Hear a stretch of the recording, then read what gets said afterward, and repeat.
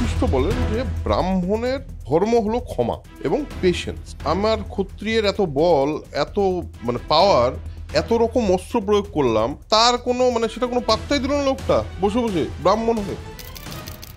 মানুষের মাংস নেওয়া হলো, তখন বিভিন্ন অত্যাচার হচ্ছে, এক্সিকিউশনের যারা হচ্ছে জল্লাদ টাইপের আর কি, তাদের কাছে গিয়ে মানুষের মাংস নিয়ে, মানুষের মাংস দিয়ে একটা বিরিয়ানি গোছের কিছু বানানো হয়েছিল বোঝা যায়। কারণ বড় খাদকি তো হয়েছি, তাহলে সবচেয়ে আগে আপনাকেই খাবো, সবকে শেষ করেছে। কলমাস পদ ওকে বশিষ্ঠকে দেখে বলে, এই তোর সব ছেলেকে খেয়েছি, এবার তোকে খাবো, তোকে খেলে সব শেষ। একটা একটা প্রাণী হিসেবেই তো জন্ম নিয়েছি আমি। আমার দ্বিতীয় জন্ম কখন হবে? যখন আমাকে শিক্ষিত মানুষেরা আবার শিক্ষিত করবেন এই পৃথিবী সম্বন্ধে এবং জ্ঞান দিয়ে, সেটা আমার দ্বিতীয় জন্ম।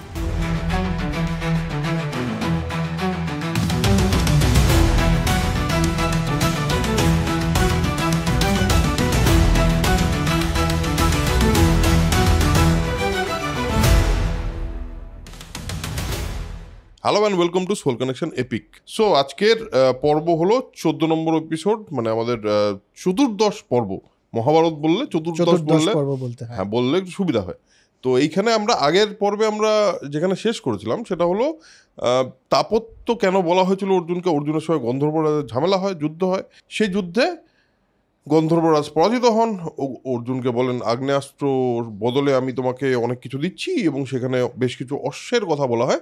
সেই সব তো হলো, কিন্তু হওয়ার পর অর্জুনকে বলে তাপত্য বলে সম্বোধন করে। তপতির সংবরণ গল্পটা আমরা শুনেছি। তারপর যেখানে শেষ হয় সেখানে অর্জুন জিজ্ঞেস করে যে আপনি শেষ করলেন বশিষ্ঠ বিশ্বামিত্র দিয়ে, এটা কি ব্যাপার, এটা সম্পর্কে একটু জানা যাক। তো আজকে আমরা সেই এপিসোড থেকে, সেই পর্ব থেকে শুরু করছি। এই পর্বের নাম যদি বলি আমাদের অনুযায়ী, রাজশেখর বসু অনুযায়ী, বশিষ্ঠ বিশ্বামিত্র শক্তি কলমাস পদ এবং ঔর্ব আর ধৌম, এই অবধি এই পুরোটা বলা আছে। তো এই প্রত্যেকটা একটা চরিত্র এবং তাদের একটা গল্প।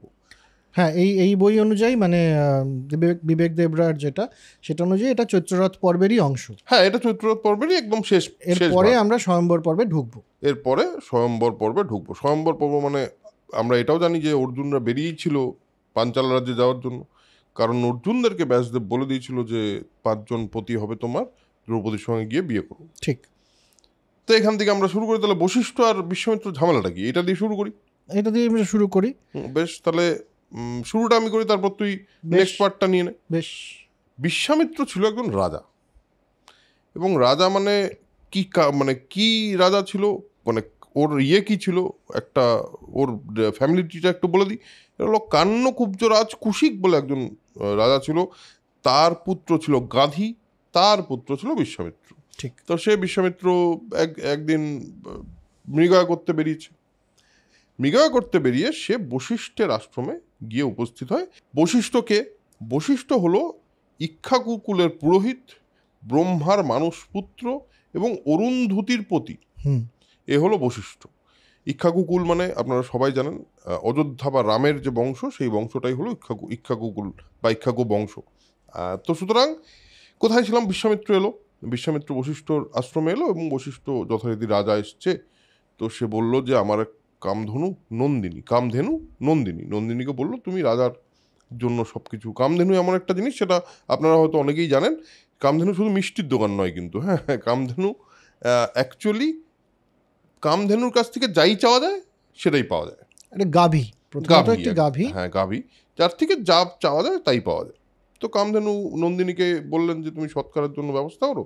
তো সে তো খাবার দাবার, সোনা দানা সমস্ত কিছুই প্রডিউস করতে শুরু করলো, এবং বিশ্বামিত্র তো বিরাট আপ্লুত হয়ে যায় এই ব্যাপারটা দেখে। এবং যা যা খাবার প্রডিউস করে, এখানে খাবারের খুব ইন্টারেস্টিং একটা জিনিস আছে। এটা হলো নন্দিনী ধূমায়মান অন্নরাশি, এখানে স্যুপ বলে একটা কথা লেখা আছে, স্যুপ ব্র্যাকেটে দাল লেখা আছে। তো আমি জানি না এটা স্যুপ শব্দটা কি এইখান থেকে এসছে কিনা আমি জানি না ইংরেজিতে, বাট এখানে কিন্তু স্যুপ শব্দটা লেখা আছে। দধি, ঘৃত, মিষ্টান্ন, মদ্যও দিয়েছেন, দুপে ইয়েও দিয়েছে আর কি, হুইস্কি সম্ভবত, প্রভৃত ভক্ষ পেয়ে এবং বিবিধ রত্ন দিয়ে ফেয়ে একেবারে দারুণ ব্যাপার। বিশ্বামিত্র বলল আমার রাজ্য আপনি নিয়ে নিন, বশিষ্ঠকে বললো আমার রাজ্য নিয়ে নিন, আমার থেকে 10 কোটি গাভী বা ধেনু আপনি নিয়ে নিন, কিন্তু আমার এই নন্দিনী কামধেনুকে লাগবে। আচ্ছা, এখানে একটা জিনিস আমি শুধু ইন্টারজেক্ট করে, যে খাবার যে দেওয়া হয়েছিল সেখানে লেখা হয়েছে যে 6 রকম ডিফারেন্ট ফ্লেভার, 6 রকম স্বাদের খাবার দেওয়া হয়েছিল। এটা কিন্তু ভারতবর্ষের যে খাদ্য শাস্ত্রই বলতে পারি আমরা, বা খাবার নিয়ে আইডিয়া, সেটার একটা এখানে উদাহরণ পাওয়া যায়।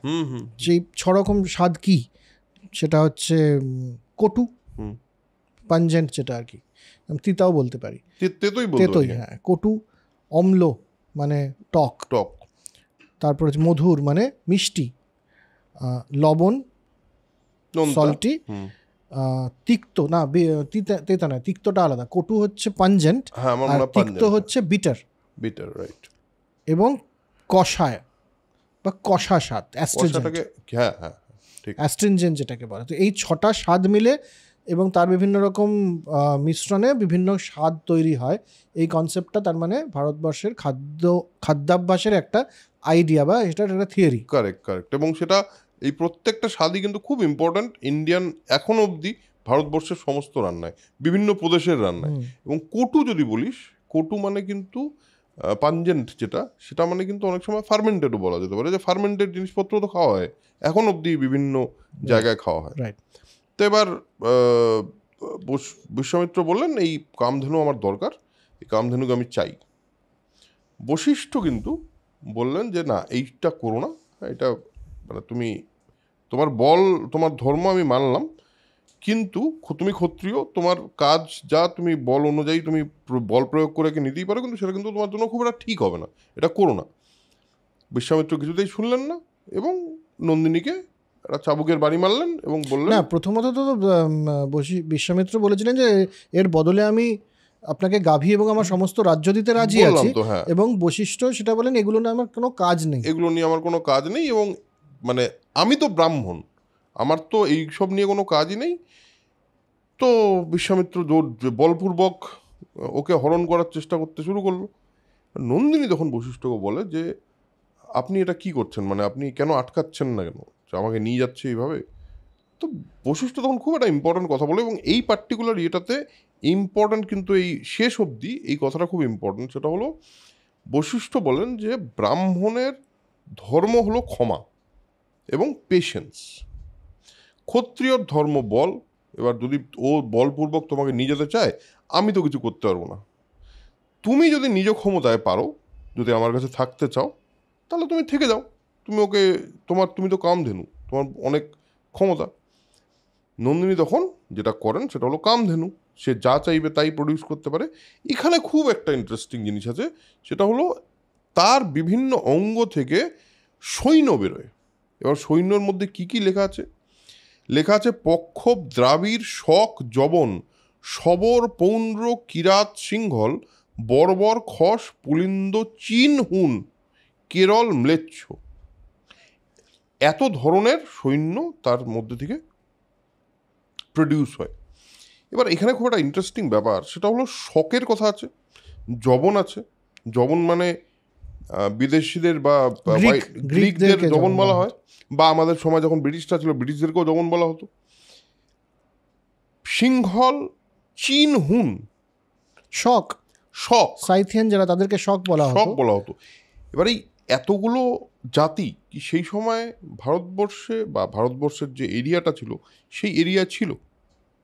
এটা একটা ভাবনা হতে পারে বা একটা ইন্টারপ্রিটেশন হতে পারে, যে তাহলে এই যে যারা এই পুরো এরিয়াটায় থাকতো, শক, যবন, এই পুরোটা কি এই পার্টিকুলার ভূখণ্ডটার মধ্যেই ছিল, বা সেটাকে কি বড়োভাবে দ্রাবিড় বা আর্যাবর্ত বলা হতো? সেটা একটা ব্যাখ্যা হতে পারে। আরেকটা আমার মনে হয় যে, আচ্ছা, প্রথম মহাভারতের লিখিত সংস্করণ কিন্তু প্রথম বা দ্বিতীয় শতকের আগে প্রথম বা দ্বিতীয় শতকের আগে পাওয়া যায়নি। খ্রিস্টাব্দের কথা বলছি, প্রথম বা দ্বিতীয় খ্রিস্টাব্দের আগে, মানে শতক যেটাকে বলা যায়, তার আগে পাওয়া যায়নি। তো এটা নিয়ে একটা বিতর্ক রয়েছে যে মহাভারতটা লেখা হলো কবে। ঐতিহাসিকরা বিভিন্ন রকম মত প্রকাশ করেন। এবার আপনাদের মধ্যে যারা আছেন, যারা মনে করেন যে মার্কসিস্ট হিস্টোরিয়ান মানেই ভুল, তাদের কে বলতে হবে, তাহলে সেটা প্রমাণ করতে হবে, কারণ তারা প্রমাণ সহই বলছেন যে এর আগে তো পাওয়া যাচ্ছে না মহাভারত কোথাও লেখা, তার মানে সেটা সে সময় লেখা হয়েছে সম্ভবত। হয়তো এই গল্পগুলো পুরনো গল্প, সেগুলোকে একত্রিত করে এক জায়গায় লিপিবদ্ধ করা হয়েছে প্রথম দ্বিতীয় শতক। যদি তাই হয় তাহলে সেই সময়কার সমাজ ব্যবস্থার একটা প্রতিফলন সেখানে পড়তেই হবে। হ্যাঁ, তাছাড়া তো উপায় নেই একদম। এটা একটা দিক গেল। দ্বিতীয় হচ্ছে যে মানে মহাভারত কবে লেখা হয়েছে, মহাভারত ইতিহাস কি না, মহাভারতের সব ঘটনা ঘটেছিল কিনা, তাতে কি মহাভারতের গুরুত্ব কিছু পরিমাণও বাড়ে বা কমে? না, একদমই নয়। কাজে ওটা কোনো আইডিয়াই নয়। মহাভারত থেকে কি শিখতে পারছি আমরা সেটা ইম্পর্টেন্ট। ওটা যদি প্রথম শতকেও লেখা হয়ে থাকে তাহলেও কিচ্ছু আসে যায় না, পরেও যদি লেখা হয়ে থাকে পঞ্চদশ শতকে লিখলেও কোনো আসে যায় না, কারণ এরকম একটা কাহিনী যে লেখা হয়েছে আমাদের ভারতবর্ষে, এটাই অনেক বড় ব্যাপার। একদমই তাই। আচ্ছা, তো এবার ঐতিহাসিক দিক থেকে যদি দেখি তাহলে শক, হুন, যবন, চীন, পল্লব পার্সিয়ানদের বলা হতো। হ্যাঁ, তো সিংহল, তার মানে সে যদি ভারতবর্ষে লেখা হয়ে থাকে, কান্যকুব্জ বা কনৌজ, এটা আমরা ইতিহাসে পড়েছি। কনৌজের আবির্ভাব একটা আলাদা স্বাধীন রাজ্য হিসেবে কিন্তু অনেক পরের ঘটনা। তো সেটার আইডিয়া যদি না থাকে তাহলে পরে কনৌজ বা কান্যকুব্জের রাজা বিশ্বামিত্র এটা বলা সম্ভব হতো না। রাইট। তার মানে এই আইডিয়াগুলো কিন্তু মহাভারত লেখার সময় সম্ভবত ছিল। তো ওই বললাম, ইতিহাস এটা কি না তাতে কিচ্ছু মাত্র যায় আসে না। বাট আমরা কিভাবে এটাকে ইন্টারপ্রেট করতে পারি? হ্যাঁ, তুই যেটা ইন্টারপ্রিটেশন করছিস সেটাও হতেই পারে যে আর্যাবর্তের যে আইডিয়াটা তাতে সবাই ছিল, হতেই পারে, বা সমস্ত লোক তখন বিভিন্ন জায়গায় মিশ্রিতভাবে থাকতো, এটাও হতে পারে। যে কোনো ভাবেই হলে পারে। ইতিহাসে তো আলেকজান্ডারের আগে যবনের কথা কোথাও লেখা নেই। না, লেখা নেই, কোথাও লেখা। তার আগে তো ভারতবর্ষের সাথে ওদের ওইভাবে যোগাযোগ স্থাপন হয়নি। না, ইতিহাস অনুযায়ী তো হয়নি। এবার এখানে যখন লেখা আছে তার মানে তার একটা ইতিহাসের প্রভাবও তার মধ্যে পড়তে পারে, কিংবা একটা যেভাবে আমরা ইন্টারপ্রেট করতে চাই সেভাবে ইন্টারপ্রেট করতে পারি। তো নন্দিনীর এবার এত ধরনের সৈন্য বেরোলো, এবং সৈন্য বেরিয়ে বিশ্বামিত্র মানে বিপর্যস্ত করে তাকে এটা মানে অনেক যোজন দূরে পাঠিয়ে দেওয়া হলো। তুমি মানে ও পারলই না জাস্ট। বিশ্বামিত্র এবার তারপর রেগে ভাবলো যে বশিষ্ঠ এইসব করিয়েছে, ওর তো ওর কামধেনু। বশিষ্ঠকে সরাঘাত করা শুরু করে। বশিষ্ঠর মানে আশ্রমের মধ্যে মানে অগ্নিবাণ টান ছড়ে। বশিষ্ঠ কিন্তু চুপচাপ বসে একটা বাঁশের বংশদণ্ড, একটা বাঁশের একটা কঞ্চি নিয়ে এরকম করে সবগুলোকে সমস্ত বাণ করে দেয়। এই ঘটনাটা বিবেক দেবরায়ের বইতে নেই, মানে বিবেক দেবরায়ের অনেকে লিখেওছেন, আপনাদের মধ্যে অনেকে, ওই আমাদের আগের চ্যানেলে, যে বিবেক দেবরায় যেখান থেকে লিখেছেন সেটা একটা রিভাইজড ভার্সন করা হয়েছিল, সেখানে অনেক শ্লোক বাদ দেওয়া হয়েছিল। এই ঘটনাটা এই জন্য ওই বইতে স্থান পায়নি। রাইট। এবার এইটা করাতে যেটা হলো বিশ্বামিত্র, এখানে এই শ্লোকটার গুরুত্বটা কোথায়, এইটা করাতে সব ভস্মীভূত হয়ে গেল। মানে ওর যত দিব্যাস্ত্র প্রয়োগ করছে বিশ্বামিত্র, সব ভস্মীভূত হয়ে যাচ্ছে। আর বিশ্বামিত্র বলছে যে না, এটা একটা ব্রাহ্মণ বসে আমার ক্ষত্রিয়ের এত বল, এত মানে পাওয়ার, এত রকম অস্ত্র প্রয়োগ করলাম, তার কোনো মানে সেটা কোনো পাত্তাই দিল না লোকটা বসে বসে ব্রাহ্মণ হয়ে। এবার এখানে একটা লেখা আছে, একটা শ্লোক লেখা আছে, ধিক বলং ক্ষত্রিয় বলং ব্রহ্ম তেজ বলং বলম বলা বলং বিনিশ্চিত্ত তপ এব পরং বলম। এর মানেটা দাঁড়ায় হলো, ক্ষত্রিয়ের বলকে ধিক, আমার কি ক্ষত্রিয়, আমি ক্ষত্রিয়ের বলকে ধিক, ব্রহ্ম তেজি হলো আসল বল, এবং এই বলাবল দেখে আমি নিশ্চিত জেনেছি যে তপস্যাই হলো পরম বল। তার মানে এই যে ওই লোকটার এই ক্ষমতা দেখে বিশ্বামিত্র, মানে বশিষ্ঠের এই ক্ষমতা দেখে বিশ্বামিত্র বললো যে আমি এতটা বলবান একটা লোক, এত দিব্যাস্ত্র আছে আমার কাছে, এই লোকটা চুপচাপ বসে শুধু তপস্যা করে, তাতে এর এত ক্ষমতা। এখান থেকেই বিশ্বামিত্রকে বশিষ্ঠ বললো, তাহলে মানে ওর নিজেরই রিয়েলাইজেশন হলো। হওয়ার পর বশিষ্ঠ কিন্তু এখান থেকে প্রথম ঋষির হিসাবে বিশ্বামিত্র নিজেকে ঋষি হিসাবে বা তপস্যায় নিযুক্ত হলেন, এবং তারপর ওই প্রথম কিন্তু রাজর্ষি থেকে বিশ্বামিত্র একটা অদ্ভুত জার্নি আছে। বিশ্বামিত্র জার্নিটা হলো, আমরা কিন্তু বিশ্বামিত্রকে বেশিরভাগ সময় মানে যারা খুব বেশি ডিটেলে যায়নি তারা কিন্তু জানে বিশ্বামিত্র একজন ঋষি, তাই সবাই জানে বিশ্বামিত্র মেনকা খুব পপুলার একটা গল্প শকুন্তলার পার্টে। বিশ্বামিত্র কিন্তু প্রথমে ছিলেন রাজর্ষি, রাজর্ষি বিশ্বামিত্রকে বলা হয়েছে কেন? তার কারণ বিশ্বামিত্রের কিছু জিনিস ভালো ছিল যখন তিনি রাজাও ছিলেন। রাজারা যাদের মধ্যে ঋষিসুলভ কিছু ঘটনা থাকতো তাদেরকে রাজর্ষি বলা হতো। রাজর্ষি থেকে তিনি এখানে ঋষি হন এবং তারপর মহর্ষি মানে মহাঋষি যাকে বলে সেইটা লাভ করেন। রামায়ণে গিয়ে আবার তিনি ব্রহ্মর্ষি পদটা পান, মানে ব্রহ্ম ঋষি যাদেরকে বলা হয় তারা কিন্তু খুব বেশি নেই। বিশ্বামিত্রের জার্নি আছে। এবার এরপরেও আরেকটা মানে এরপরের গল্পটা তুই বল, কিন্তু এখানেও একটা জিনিস পরে একটা অদ্ভুত জিনিস পাওয়া যায়, এটা হলো বিশ্বামিত্রর কিন্তু এই যে বশিষ্ঠর সঙ্গে যে ঝামেলাটা হলো তার কিন্তু রাইভালরিটা এর পরের গল্পটাতেও আছে। হ্যাঁ, ওই রাইভালরিটা কোনোদিনই কাটেনি, না কোনোদিনই কাটেনি। তো চলো নেক্সট গল্পে যাওয়া যাক। নেক্সট গল্পে যাবার আগে আমি একটা এখান থেকে আমাদের শিক্ষা, সেটা হচ্ছে যে এটাকে একভাবে তো দেখাই যেতে পারে যে কাস্ট সিস্টেমে ব্রাহ্মণকে ক্ষত্রিয়ের উপরে রাখা হচ্ছে এবং কেন রাখা হচ্ছে তার একটা বর্ণনা, যেটা এক জাতীয় এক ধরনের মানুষ সেভাবে ওটাকে ব্যাখ্যা করেন। কিন্তু আমার মনে হয় এখান থেকে শিক্ষণীয় এটাই যে ব্রাহ্মণ কাকে বলি, যে জ্ঞান আছে, যার শিক্ষা আছে এবং জ্ঞান আছে। এবং ক্ষত্রিয় কাকে বলা, যে মূলত যুদ্ধ বিগ্রহ এবং রাজ্য শাসনা করেন, রাজ্য চালনা রাজ্য শাসন করেন। তো রাজ্য চালনা এবং রাজ্য শাসনের যে ক্ষমতা তার চাইতে জ্ঞানের ক্ষমতা বেশি।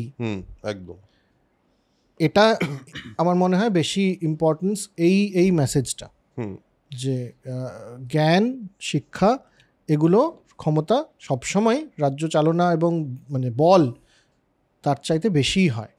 এটাকে ভুলভাবে ব্যাখ্যা না করে, এটাকে অনেকেই ভুলভাবে ব্যাখ্যা করতে পারে যে রাজ্য ধর্মতলের পাশাপাশি রাষ্ট্র ধর্মতলের পাশাপাশি থাকতে হবে, বাট ধর্ম কিন্তু এটা নয়।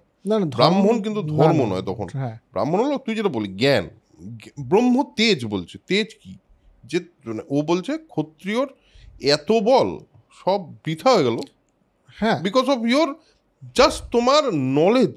হ্যাঁ, আর দ্বিতীয় কথা হচ্ছে যে ও তো রাজা ছিল, তার মানে ও ক্ষত্রিয় ছিল একদম। তারপরে ও কি করে ব্রাহ্মণ হয় যদি কাস্টিজম এত স্ট্রং হতে পারে? ঠিক, একই জেনারেশনের মধ্যে একই মানুষ কি করে ক্ষত্রিয় থেকে ব্রাহ্মণ হয়ে গেল?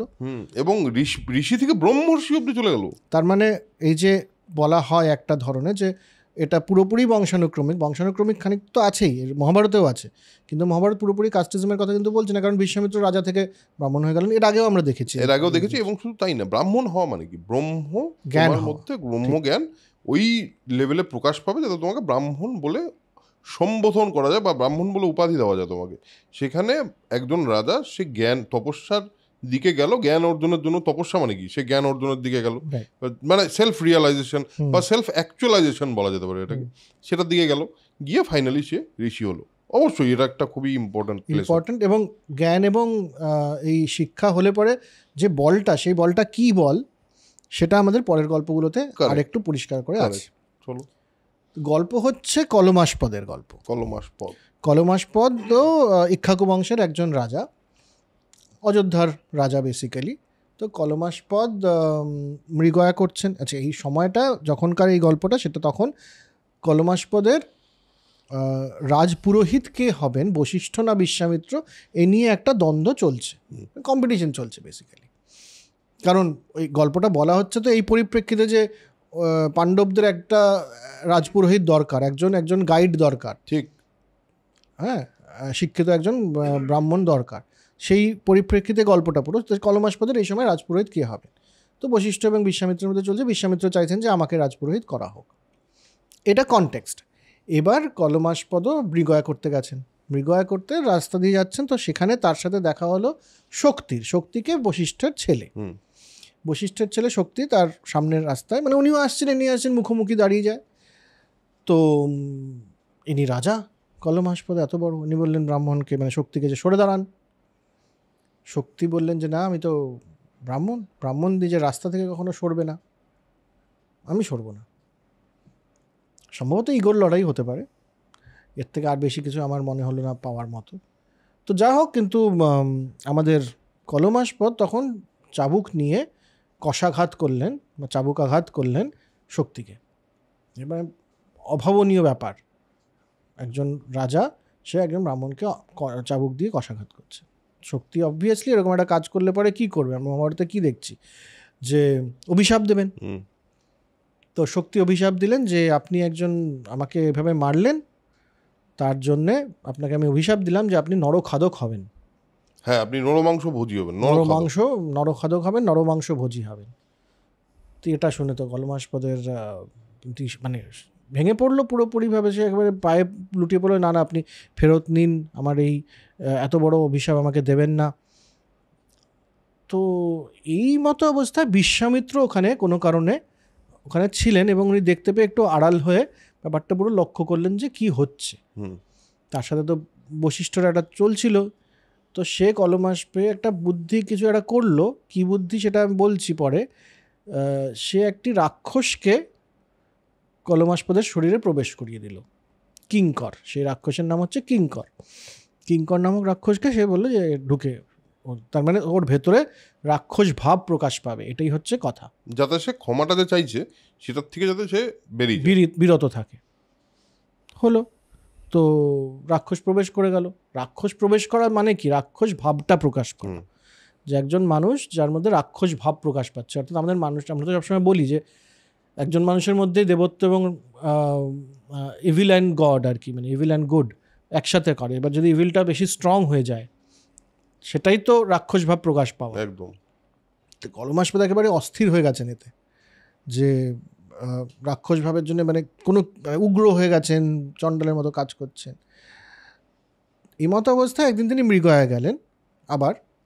তো মৃগয়া যাওয়ার সময় এক ব্রাহ্মণের সাথে তার দেখা, অন্য ব্রাহ্মণ আর কি, তার নাম লেখা হয়নি।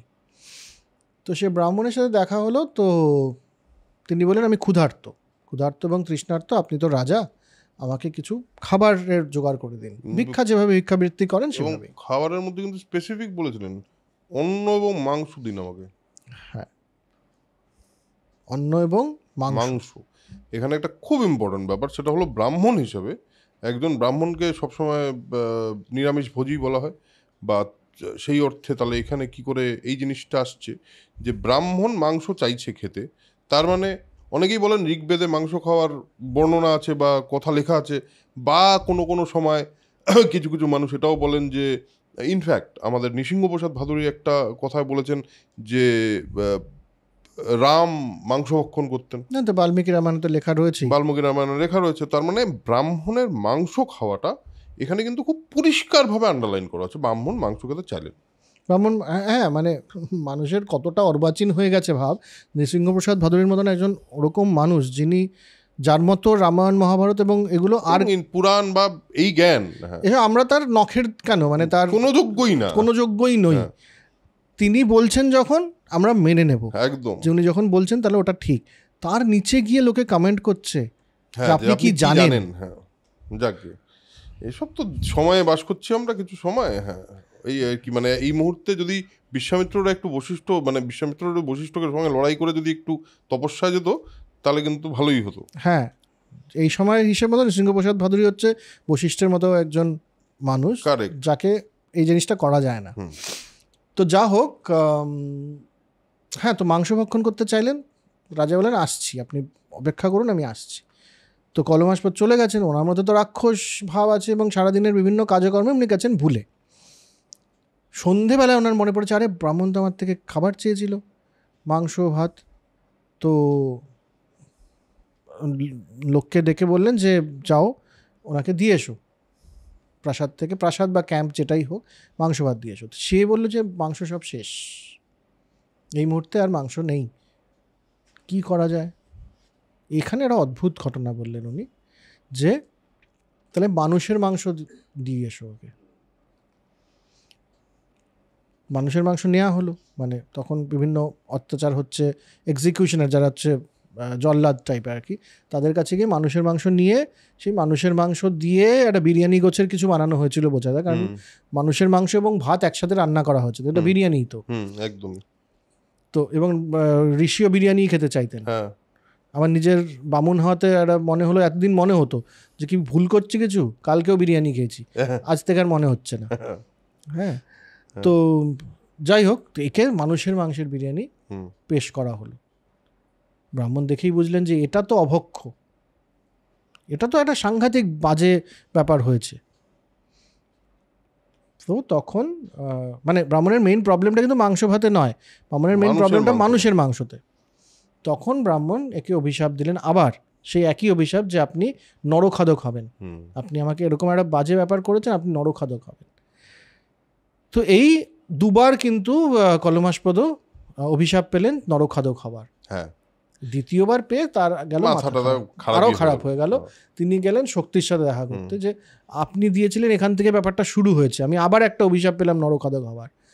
নরখাদকই তো হয়েছি, তাহলে সবচেয়ে আগে আপনাকেই খাবো আমি। হ্যাঁ, এবং আপনাকে বলতে শক্তিকে সে খেয়ে ফেলল। তো শক্তিকে খেয়ে ফেললো কলমাসপদ। এই সময় বিশ্বামিত্র এসে কেন যেন এটা করলেন, যে কুমন্ত্রণা ওকে একটা দিলেন যে বশিষ্ঠের বাকি সমস্ত ছেলেকেও তুমি খেয়ে ফেলো। রাইভেলারি, বললাম যে রাইভেলারির অনেকগুলো উদাহরণ আছে। প্রথমে একটা ওই কিঙ্কর প্রবেশ করালো, মানে রাক্ষস প্রবেশ করালো, এইখানে এসে বললো সবাইকে খেয়ে নাও। হ্যাঁ, তো এবং কলমাসপদ সবাইকে খেয়ে নিলেন। এবার তার পরের ঘটনাটা ইম্পর্ট্যান্ট, কিন্তু তার আগে আমার মনে হয় এখানেও একটা জিনিস, আমার যেটা মনে হয়েছে, আমার ব্যাখ্যা বা নিজের বোধ, এটুকু বলতে পারি যে নরখাদক হয়ে যাওয়া একজন রাজাকেই এই অভিশাপ দেওয়ার মানেটা কি।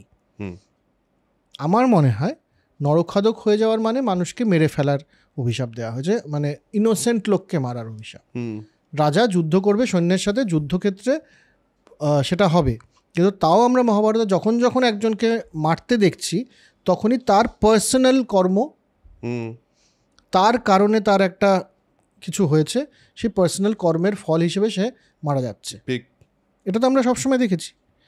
যখনই কর্মফল ছাড়া কাউকে আমি এমনি নিজের ইচ্ছে করে মেরে ফেলছি, তখন আমি নরখাদকের জায়গায় পৌঁছে যাচ্ছি। ঠিক, আমার তাই মনে হয়। হতেই পারে, এটা একটা ইন্টারপ্রিটেশন হতেই পারে। আর একটা ব্যাপার হলো, আরেকটা ইন্টারপ্রিটেশন হতে পারে, সেটা হলো মাংস ভোজিতে কোনো সমস্যা নেই, কিন্তু তুমি এতটা নিকৃষ্ট পর্যায়ে পৌঁছে যাবে যে তুমি নরমাংস ভোজি হয়ে যাবে। মানে এবার তাতে একটা মানুষের নিজের একটা মানুষের তো জেনারেলি তো কোনো প্রাণীকে মেরে, নিজের গোত্রের প্রাণীকে মেরে খায় না, সেজন্যই তো ফুড চেন আছে। যদি এটা কেউ করে তাহলে তার ভেতরে কতটা গিল্ট হতে পারে যে তার অভিশাপের ফলে তার এটা করতে হচ্ছে। এবং সেটা যদি মানুষকে মারা হয় সেক্ষেত্রেও হবে, যদি নরমাংস কেউ খায় তাহলে সেক্ষেত্রেও হবে, কারণ নরমাংস খাওয়ার আগে তো তাকে মারতেই হবে। তো সেটা একটা ইন্টারপ্রিটেশন, ঠিকই বলেছিস। হ্যাঁ, এবার বশিষ্ঠ এই ব্যাপারটা জেনে তো অবভিয়াসলি তার পুত্রশোক, মানে কোন পর্যায়ের পুত্রশোক, যে বিনা কারণে, উনি তো জ্ঞানী মানুষ, উনি জানেন যে কর্ম যদি করে থাকে শক্তি তাহলে তার মৃত্যু অবশ্যম্ভাবী, মানে তার সেই কারণে সে কর্মফল ভোগ করবে। কিন্তু এখানে তো একটা বিনা কারণে তার ছেলেদেরকে মেরে ফেলা হলো, শক্তিকে আমরা মেরে ফেলা হলোই বলি। তো বশিষ্ঠ দুঃখ পেলেন। এবার বশিষ্ঠের যে তেজ এবং শক্তি সেটা আমরা দেখেছি, বিশ্বামিত্রের বিরুদ্ধে সে রিটালিয়েট করতে পারে, সে প্রতিশোধ নিতে পারে। কিন্তু ওই যেটা বলছিলাম, জ্ঞানী এবং শিক্ষিত মানুষের ধর্ম কি, সে বলল যে না, আমি প্রতিশোধ নেব না, প্রতিশোধ নেওয়াটা ব্রাহ্মণের ধর্ম নয়। কারেক্ট। তার চাইতে আমার দুঃখ আমি সহ্য করতে পারছি না, আমি আত্মাহুতি দেব, আমি মারা যাব, সুইসাইড করব। তো অবভিয়াসলি উনি চেষ্টা করছেন মরতে, মেরু পর্বতের ওপর থেকে ঝাঁপিয়ে পড়লেন, কিছুই হলো না, কটন মানে তুলোর মতন উনি পড়লেন নিচে।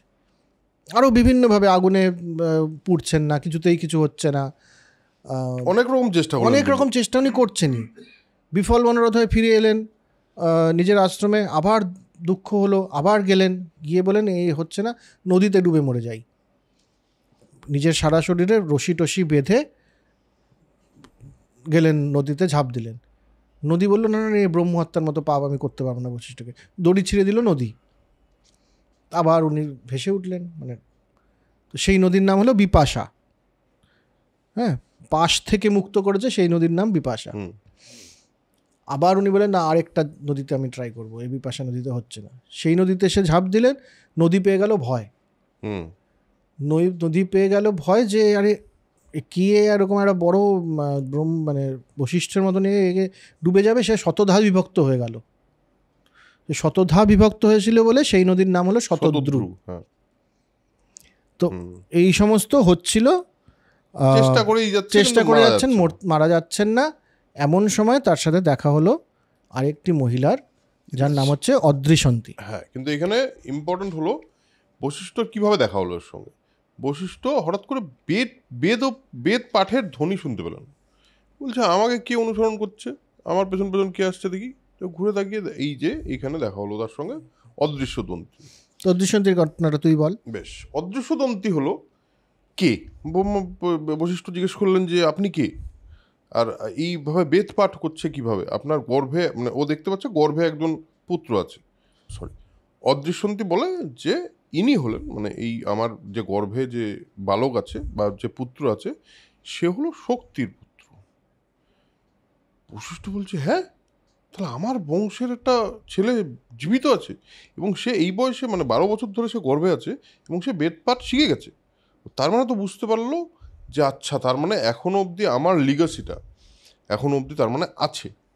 তো তাদের খুব খুশি হলেন এবং নিজের পুত্রবধূকে নিয়ে, এই যে ওর এতদিনের যে কষ্ট, যে আমার বংশ ধ্বংস হয়ে গেছে, সব পুত্রকে মেরে ফেলেছে, তাহলে কি করে আমি বেঁচে থাকবো, সেখান থেকে তিনি রিলিফ পেলেন এবং তাকে আশ্রমের দিকে নিয়ে চলে গেলেন। আশ্রমের দিকে যাচ্ছে, এবার কলমাসপদ, ও তো সবকে শেষ করেছে। কলমাসপদ ওকে বশিষ্ঠকে দেখে বলে এই তোর সব ছেলেকে খেয়েছি, এবার তোকে খাবো আমি, তোকে খেলে সব শেষ। তো বশিষ্ঠ এবার ওই অদৃশ্যন্তী ছিল, অদৃশ্যন্তী বলছে কি দিয়ে বাবা, এই তো ডেঞ্জারাস নরখাতক লোক, আপনাকে কে বলবে, আমাকে কে বলবে। বশিষ্ঠ বলছে চাপ নিও না, খুব একটা ভয়ের কিছু নেই, এ ভালো রাজা, সাপটা পেয়ে এরকম হয়ে গেছে, বেচারাকে একটু মুক্ত করতে হবে বলে ওই জল ফল, কমণ্ডল থেকে জল ফল দিয়ে দিলে। কলমাসপদ হঠাৎ করে দেখছে আয় मैं कहाँ हूँ বলে ফিরে এসছে। ফিরে এসে বশিষ্ঠকে দেখেছে, বশিষ্ঠ বলেছে শোনো, তোমার সাপ মুক্তি হয়ে গেছে, তোমার কোনো চিন্তা নেই, আর এখন থেকে তুমি নিজস্ব ভালোভাবে রাজত্ব করতে পারবে। কিন্তু একটা জিনিস মাথায় রাখবে, ব্রাহ্মণদের আর দ্বিজদের, যাদের জ্ঞান আছে, যাদের মধ্যে ওই জ্ঞানের তেজ আছে, তাদেরকে কিন্তু সব সময় সেবা করবে এবং তাদের কিন্তু সবসময় মেনে চলবে। তো এবার বলে যে ঠিক, এবার এই কলমাসপদ বলে সে তো ঠিক আছে স্যার, সে তো ঠিক আছে। আগে আমি দুটো আমার নিজের ইন্টারপ্রিটেশন একটুখানি দিই এখানে। একটা হচ্ছে যে একজনের মধ্যে রাক্ষস ভাব প্রকাশ পাচ্ছে, তার মানে তার ইভিল অ্যান্ড গুডের মধ্যে, তার মধ্যে লড়াই চলছে, ইভিল জিতে যাচ্ছে একদম। সেখানে এসে একজন ব্রাহ্মণ বলছে যে একে ভয় পাওয়ার কিছু নেই। তাকে ব্রাহ্মণ জাস্ট জল ছিটিয়ে কি করে ঠিক করে দিতে পারে না তো, তাকে জ্ঞানেরই জায়গার থেকে তার রিয়েলাইজেশন চেঞ্জ করা, তার ভেতরের কোনো একটা বোধকে জাস্ট ট্রিগার করে দেওয়া যে না না না, তুমি যেটা করছো সেটা ঠিক নয়।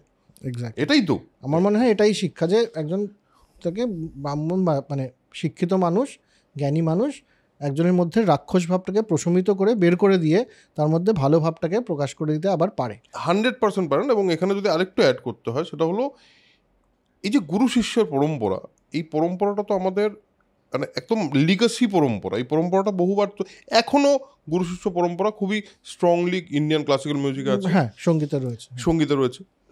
এবার ঘটনা হলো যে গুরু যদি ঠিক হয় বা সে যদি সত্যি জ্ঞানী হয়, এরকম টিপিক্যাল ওই বাবাদের মতো না যারা আলতু ফালতু কথা বলে যায় বা যাদেরকে জেলে নিয়ে যেতে হয়, সেসব সে বাবা নয়, যারা অ্যাকচুয়াল জ্ঞানী লোক। আমি আমার জীবনে পেয়েছি এরকম জ্ঞানী লোক যে আমাকে এমন এমন কিছু কথা বলেছে, যেই কথাগুলো আমার জীবনের মানে দৃষ্টিভঙ্গি পাল্টে দিয়েছে পৃথিবীর ব্যাপারে। তো এইটা কিন্তু এখানে একটা খুবই ইম্পর্ট্যান্ট কথা। আমরা যদি র্যাশনালি বিচার করতে চাই তাহলে দিস ইজ ওয়্যার। হ্যাঁ, এবং সেখান থেকে আমার মনে হয় যে দ্বিজ কথাটা ব্যাখ্যা করাই যায়। দ্বিজ মানে হচ্ছে প্রথম তিনটে জাত, প্রথম তিনটে কাস্ট, সেভাবেই তো প্র্যাকটিস হয়ে আসছে বহুদিন ধরে। তো দ্বিজদের মারা যাবে না মানে এটা একটা প্রচণ্ড কাস্টিস্ট একটা কমেন্ট। এটা ব্যাখ্যা করাই যায়, অবশ্যই করা যায়। যে তুমি জ্ঞানকে পুজো করো, তুমি দ্বিজদেরকে পুজো করতে হবে না। না মানে কেউ কেউ তো বলতে পারে যে এটা ব্রাহ্মণ ক্ষত্রিয় বৈশ্যদেরকে মেরো না, সেটা ঠিক আছে, শূদ্রদেরকে মারা যায়, এটা একটা ব্যাখ্যা হতে পারে। আমার মনে হয় দ্বিজ মানে দ্বিতীয় জন্ম, অর্থাৎ আমি জন্ম নিলাম একটা প্রাণী হিসেবেই তো জন্ম নিয়েছি আমি। আমার দ্বিতীয় জন্ম কখন হবে? যখন আমাকে শিক্ষিত মানুষেরা আবার শিক্ষিত করবেন এই পৃথিবী সম্বন্ধে এবং জ্ঞান দিয়ে, সেটা আমার দ্বিতীয় জন্ম। আনফর্চুনেটলি আমাদের বেশিরভাগেরই আজকাল আর দ্বিতীয় জন্মটা হচ্ছে না। সে যে জাতেই আমরা জন্মাই না কেন, আমাদের দ্বিতীয় জন্মটা আর হচ্ছে না, কারণ ওই শিক্ষাটা নিয়ে, এই যে বলছেন যে শিক্ষা মানেটা কি, শিক্ষা মানে হচ্ছে ধৈর্য, শিক্ষা মানে হচ্ছে মুক্তি, সংস্কার থেকে মুক্তি, এই দ্বিতীয় জন্মটা আর হচ্ছে না, এটা একটা আনফর্চুনেট ব্যাপার। চলো এবার কলমাস্পদ এবং বশিষ্ঠ। এবার কলমাস্পদ বলছে যে ঠিক আছে স্যার, আপনি তো আমাকে মুক্ত করলেন, থ্যাংক ইউ, কিন্তু একটা জিনিস বলুন, সেটা হলো আমি পিতৃঋণ কি করে শোধ করব? আমি মানে আমার তো পিতৃঋণ থেকে মুক্ত হতে হবে, কারণ পাপ করে ফেলেছি, অনেকগুলো পাপ করে ফেলেছি। তো এবার এখানে বশিষ্ঠকে বললেন তাহলে একটা পুত্র দিন আমাকে, যাতে আমার পরবর্তীতে আমি এই যে আপনি আমাকে যে জ্ঞানটা দিলেন সেটা যাতে কন্টিনিউ করতে পারি বা তার একটা করতে পারি। পুত্র তো দরকার এবং রাজত্ব হিসাবেও পুত্রর দরকার। তো বশিষ্ঠ বললো ঠিক আছে, আমি দেবো, সেটা নিয়ে চিন্তা করবেন না। কেন এটা কেন মানে বশিষ্ঠকে কেন প্রয়োজন পড়লো সেই গল্পটাও বলে দেওয়া। হ্যাঁ, এইটা না, এটা এখানে একটু ব্রোকেন ন্যারেটিভ আছে।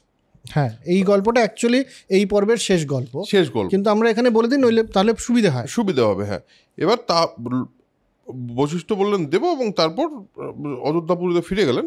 বশিষ্ঠর সাথে সঙ্গমের ফলে রাজমহিষী গর্ভবতী হলেন এবং বশিষ্ঠ তার আশ্রমে ফিরে গেলেন। 12 বছর অবধি, এর আগেও দেখা গেছে আমরা অদৃশ্যন্তীর শক্তির গর্ভেও দেখেছি যে 12 বছর অবধি তার পেটে পুত্র আছে, এবং এখানেও 12 বছর অবধি পুত্র গর্ভ ধারণ করার পর মহিষী বললেন না এটা এখনও বাচ্চা হচ্ছে না। তো সে নিজের পেট পাষাণ খণ্ড দিয়ে ভেঙে ফেলে বা কেটে ফেলে পুত্র পেলেন। এই পুত্রের নাম অশ্বক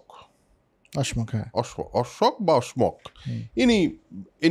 এনার জন্মগ্রহণ। এবার কেন এই ঘটনাটা ঘটে, এবার আপনাদের আবার একটা পুরনো গল্পের কথা মনে পড়বে, এটা হলো পাণ্ডু।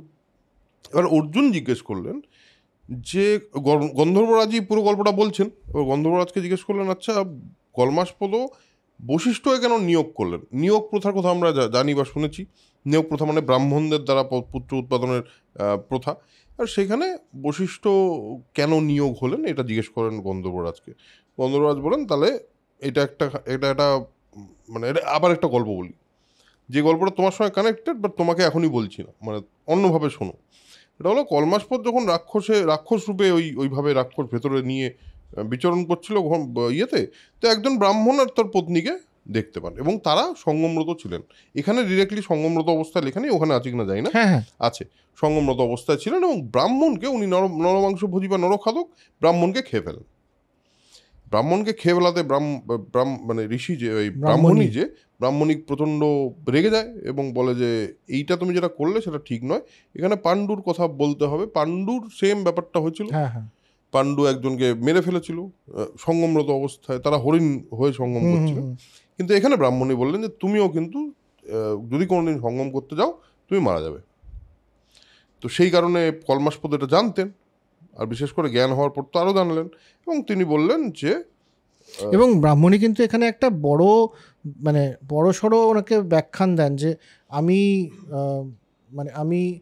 অপূর্ণ থেকে গেলাম। তুমি এখন আমার স্বামীকে মেরে ফেললে সেটা তো আছেই, but I am unsatisfied, right, একদম ইন দিস প্রসেস। একদম সেটা তুমি যে এত বড় অপরাধ করেছো, তার মানে কিন্তু এখানে ওই আবার বলছি নারী স্বাধীনতা বা নারীদের জায়গা, নারীদের বলার জায়গা,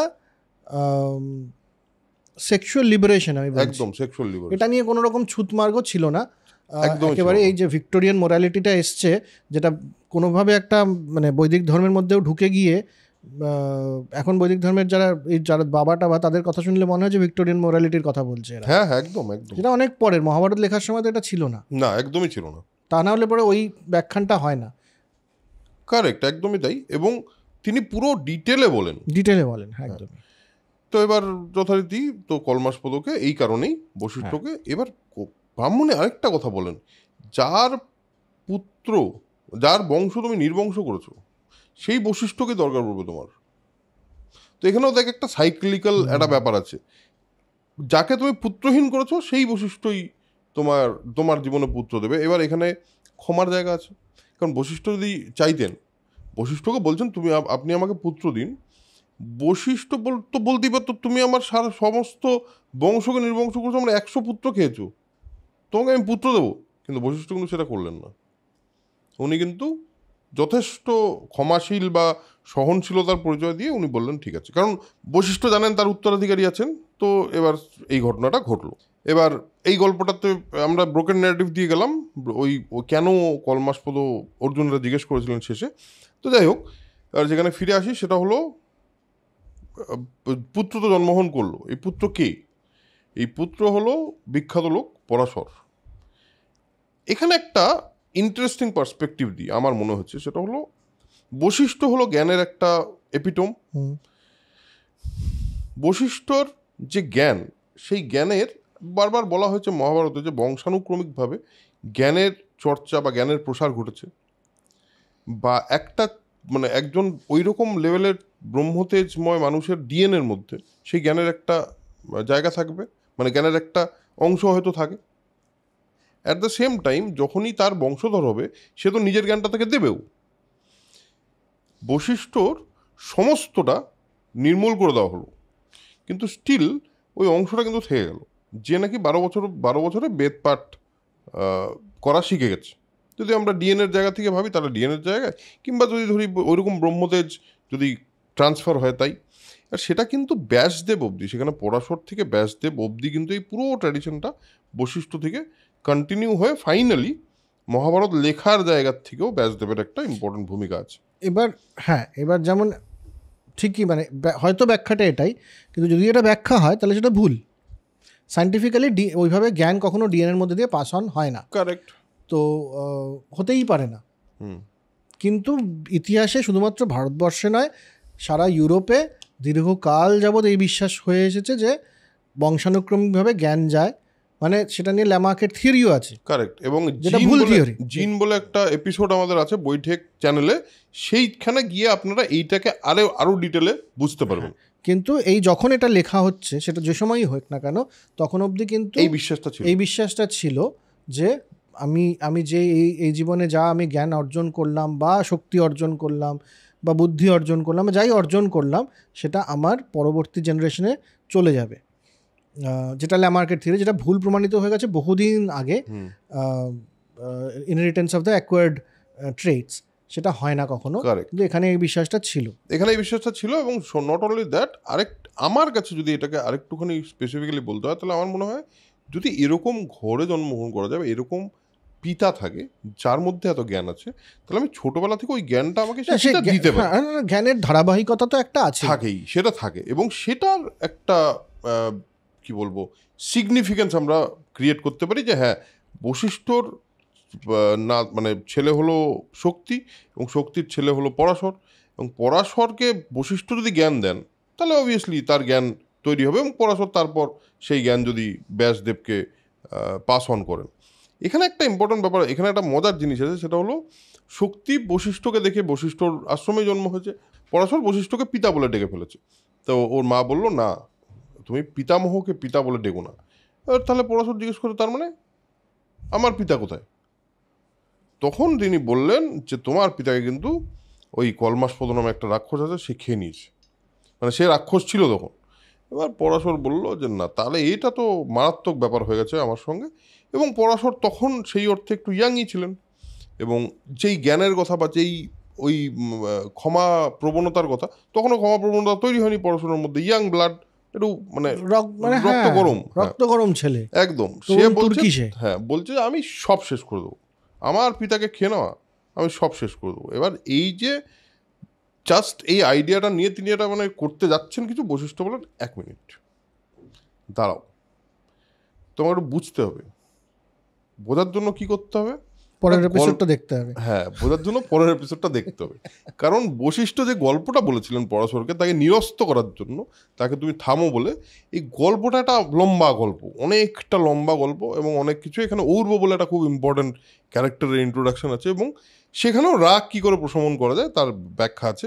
এবং সেখানে একটা খুব ইন্টারেস্টিং জিনিস আছে, ক্রোধাগ্নি, মানে লিটারালি, মানে ক্রোধাগ্নি মানে মেটাফরিক্যালি না, লিটারালি ক্রোধের অগ্নিকে কোথাও একটা সমাহিত করার গল্প আছে। সেটা আমরা পরের এপিসোডে বলবো। আজকের এপিসোডে হোপফুলি আপনাদের গল্পটা তো শুনলেনই, বা আমাদের ইন্টারপ্রিটেশনগুলো বোধহয় আপনাদের মানে যতদূর আমাদের মনে হয় নিশ্চয়ই ভালো লেগেছে। আপনাদের যদি কোনো ইন্টারপ্রিটেশন থাকে, সেটাও অবশ্যই কমেন্টে লিখে জানাবেন। সো আজকের এপিসোড এখানেই শেষ করব, দেখা হচ্ছে পরের এপিসোডে। তো পরের এপিসোডে কী গল্প সেটা তো অলরেডি ক্লিফ হ্যাঙ্গারে রেখেই দিলাম। তো পরের এপিসোড দেখতে অবশ্যই আসতে হবে। আর যদি এই নতুন চ্যানেলটাকে সাবস্ক্রাইব না করে থাকেন তাহলে করে দিন। আর যত লোক আছে আপনাদের যতটুকু ভালো লাগা, সেই ভালো লাগার লোকজন আরও যাদের ভালো লাগতে পারে এই ধরনের কন্টেন্ট তাদেরকে অবশ্যই শেয়ার করবেন, তাতে আমাদের সাবস্ক্রাইবার বেসটা বাড়বে। সো আজকের এপিসোড এখানে শেষ করছি, দেখা হচ্ছে পরের এপিসোডে। তার আগে যেটা বারবার বলি আরেকবার বলি, সেটা হলো spread knowledge, spread positivity, because knowledge is power and positivity is everything. Tata tata.